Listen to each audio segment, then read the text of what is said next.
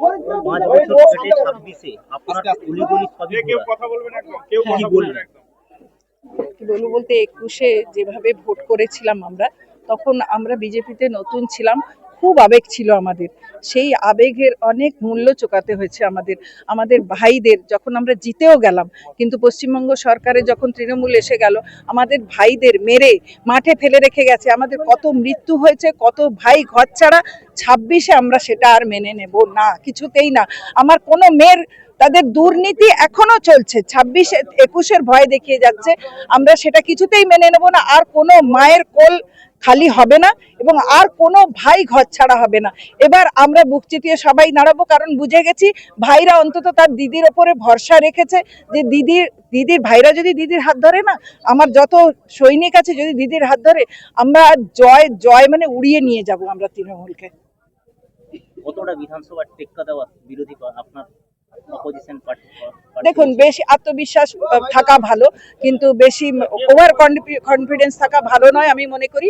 আমি জিতবো তো বটেই, তো সংখ্যায় আমি যেতে চাই না। বিগত দিনে আমি 10,000 ভোটে জিতেছিলাম, নিশ্চয়ই তার থেকে সংখ্যা বাড়বে, তার থেকে পরিসংখ্যান বাড়বে। এসআইআর কি প্রভাব পড়বে? অবশ্যই পড়বে। এসআইআরটা কি ছিল? এসআইআর এত সূক্ষ্ম বিচার ছিল।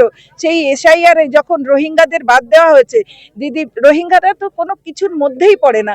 আজকে এত লক্ষ লক্ষ মানুষ যে বাদ গেছে, তার প্রভাবে আমারও 9,000 মানুষ বাদ গেছে তাতে, এবং তারা যে চিহ্নিত তৃণমূল, সে বিষয়ে কারোর সন্দেহ নেই। এবং এটার জন্য অনেক প্রভাব পড়বে আমার ভোটের ওপর, ভোট ব্যাংকের ওপর। আমি ভোট ব্যাংকে অনেকটাই এগিয়ে থাকবো। এই রাজ্যের নারীরা কতটা সুরক্ষিত? ছি, নারী একেবারেই সুরক্ষিত নয়। সেই কামদুনি থেকে, পার্ক স্ট্রিট থেকে, অভয়া থেকে, কসবা থেকে, কি বলছেন? নারী, আজকে আমাদের বক্তব্যই সেটা, যে নারীরা একেবারেই সুরক্ষিত নয়, যেটার জন্য আজ নারী 8টার মধ্যে নাকি ঘরে ঢুকে পড়তে হবে। মেয়েরা কিছু করবে না। মেয়েরা যেমন মানে মেয়েরা তো চুরি পরাই ছিল, মেয়েদের আরো নিচে নামিয়ে দিচ্ছে। এই ভদ্রমহিলা যিনি আছেন আমাদের মাননীয়া, তিনি আরো বলছেন 8টার পরে। মানে এটা বলতে নিজের আত্মসম্মানে লাগছে। কখনো না, মেয়েদের বাঁচানোর জন্য আমরা শেষ পর্যন্ত যেতে রাজি আছি। এই রাজ্যের আইন শৃঙ্খলা কতটা? এই রাজ্যের আইন শৃঙ্খলা বলে কিছুই নেই, কারণ পুলিশ মন্ত্রী, স্বাস্থ্যমন্ত্রী এবং মুখ্যমন্ত্রী যদি একই মানুষ হন, ন্যাচারালি আইন শৃঙ্খলা থাকার কথা নয়। আইন শৃঙ্খলা নেই। তবে এই মুহূর্তে যখন নির্বাচন কমিশনের হাতে গেছে, আশা করছি আমরা ভালোভাবে ভোটটা দিতে পারবো। তবু বিগত দিনের মতো যদি হয়, তখন নিজেদের পথ নিজেদের বেছে নিতে হবে, কিছু করার নেই। এই রাজ্যে রাজনীতি প্রতিহিংসা কতটা? 21-এর পর থেকে সেই প্রতিহিংসার মধ্যেই আমরা এখনো পর্যন্ত চলছি। সেই প্রতিহিংসা আমরা সহ্য করতে করতে আমাদের দেওয়ালে পিঠ ঠেকে গেছে। দেখুন, একটা দিক থেকে সমানে ইট পাটকেল ছুঁড়ে গেলে আমরা রসগোল্লা ছুঁড়তে পারছি না। সেটার একটা চেষ্টায় আছি যে আমরা মনের দিক থেকে শক্ত হব এবং সঠিক পদ্ধতি অবলম্বন করব, আইনের ওপর, প্রশাসনের ওপর ভরসা করব।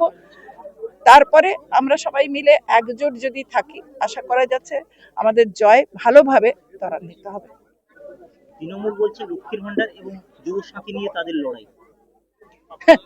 মানে এত হাস্যকর কথাবার্তা। লক্ষ্মীর ভান্ডার 3বারে টোকেন দেওয়ার মতো লক্ষ্মীর ভান্ডার। একটা ভোট এলো 500 টাকা, আর একটা ভোট এলো। মায়েরা কি কেনার জিনিস নাকি? কিনে নেবে, মায়েদের 500 টাকা করে দিয়ে কিনে নেবে, আর ভাতা খেয়ে। আর যখন বলেছিল যুবসাথী, আমি একজনকে জিজ্ঞেস করেছিলাম, ভাই যুবসাথী আসছে, তুমি কিসের জন্য? যখন হচ্ছে সকলেই বলছে, আমি মুখ নিচু করে ছেলেটি বলেছিল, আমি পিএইচডি করছি দিদি, আমার লজ্জা করছে লাইনে দাঁড়াতে, কিন্তু বাবা এত পেট কেটে আমাকে, যাকে বলে এক এক দানা দিয়ে আমাকে মানুষ করেছেন, তাদের মুখে যদি 1000 টাকা দিয়ে অন্তত নিজের রিচার্জটা করতে পারি, সেই জন্য যুবসাথী করতে এসেছিলাম। কিন্তু যতজন যুবসাথী করেছে তার 10%ও যুবসাথী পায়নি। এটা ধাপ্পাবাজি, একটা বিশাল ধাপ্পাবাজি চলছে। আমাদের প্রচারের মূল অস্ত্র হচ্ছে নারীর সুরক্ষা, স্বাস্থ্য, শিক্ষা, ডিএ, এবং প্রত্যেকটি একদম সঠিক পদ্ধতি যেগুলো আমরা বলছি সেটা বাস্তব, সেগুলো অলিক কল্পনা নয়। এগুলোর জন্য আমাদের লড়াই, এই লড়াই চলবে। এই লড়াই সবসময়কার জন্য চলবে, যতক্ষণ আমরা হাসিল করছি ততক্ষণই চলবে। যুব সমাজের কর্মসংস্থান মোদিজি গ্যারেন্টি দিয়ে গেছেন একটা। দেখুন, মোদিজি বলেছেন, এবং মোদিজির গ্যারেন্টি মানে একদম লাকির যাকে বলে। তো মোদিজির গ্যারেন্টি দিয়ে গেছেন যে একে তো ডিএ 45 দিনের মধ্যেই ডিএর ব্যবস্থা হবে সব 7th পে কমিশনে। আর সমস্ত এখানে কলকারখানা হবে, হয়তো একদিনে কিছু তো সম্ভব না, কিন্তু আপনারা দেখবেন 3 মাসের মধ্যে ডাবল ইঞ্জিন সরকার হলে এই পশ্চিমবঙ্গের পুরো ভোল পাল্টে যাবে।